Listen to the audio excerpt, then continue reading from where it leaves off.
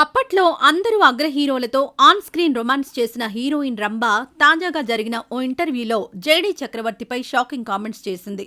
అతను అబద్ధాల కోరు అంటూ ఓపెన్ గా మాట్లాడింది. తెలుగు తెరపై హీరోయిన్ రంభకు మంచి గుర్తింపుంది. వెండితెరకు గ్లామర్ అద్దిన తారల్లో రంభ కూడా ఒకరు. బబ్లీ, గ్లామరస్ హీరోయిన్ గా తెలుగు ప్రేక్షకుల గుండెల్లో గూడు కట్టుకుంది రంభ.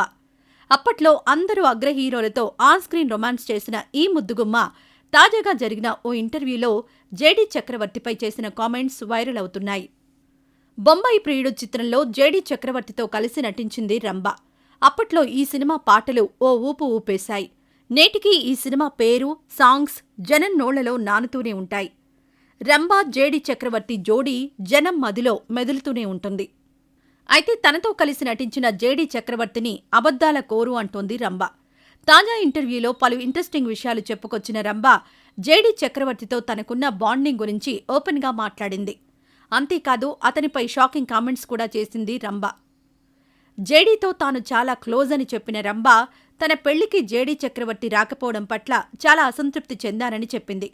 తనకున్న అతి కొద్ది మంది క్లోజ్ ఫ్రెండ్స్లో జేడీ చక్రవర్తి ఒకరని రంభ చెప్పింది.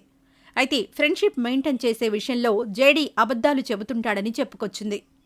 జనరల్గా అమ్మాయిలు నాటకాలు ఆడతారంటారు, కానీ అబ్బాయిల్లో నాటకాలు ఆడడంలో జేడీ చక్రవర్తి తర్వాతే ఎవరైనా అని చెప్పింది రంభ.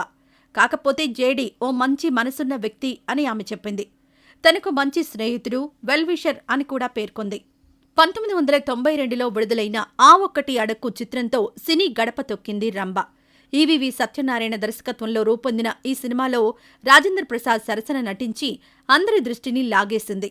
ఆ తర్వాత వరుసపెట్టి స్టార్ హీరోలందరితో జోడీ కట్టింది. అప్పట్లో రంభ అందానికి తెలుగు యువలోకం ఫిదా అయింది.